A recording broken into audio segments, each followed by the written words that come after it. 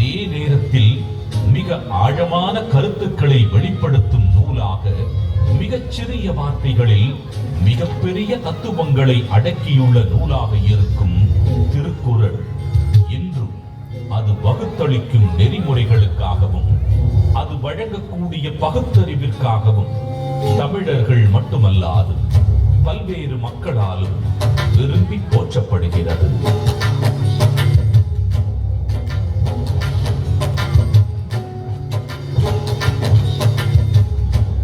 அறம், பொருள், இன்பம் என்று 3 பிரிவுகளாக அமைய பெற்றுள்ள திருக்குறளில் முதல் பகுதியான அறம் எனும் பிரிவில் மனித ஒழுக்கத்திற்கு அடிப்படையான மெய்யியல் மற்றும் தத்துவார்த்த கோட்பாடுகள் நிறைந்துள்ளன.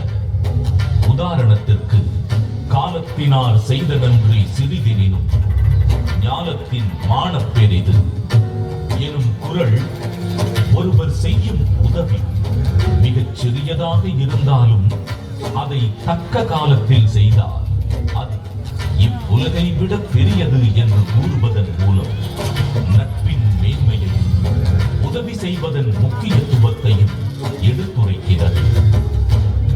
அடுத்த பிரிவான பொருட்பாலில் வாழ்வுக்கு தேவையான பொருளீட்டுதல், சுய மற்றும் சமூக முன்னேற்றத்திற்கான குறள்கள் இடம்பெற்றுள்ளன.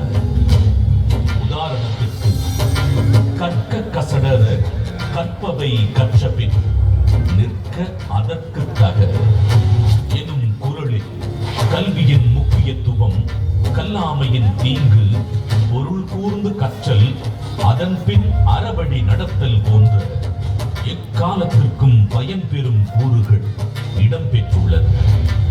மூன்றாம் பிரிவான இன்பத்துப்பாலில் இல்வாழ்க்கைக்கு தேவையான அகக்கூறுகள் இடம்பெற்றுள்ளன.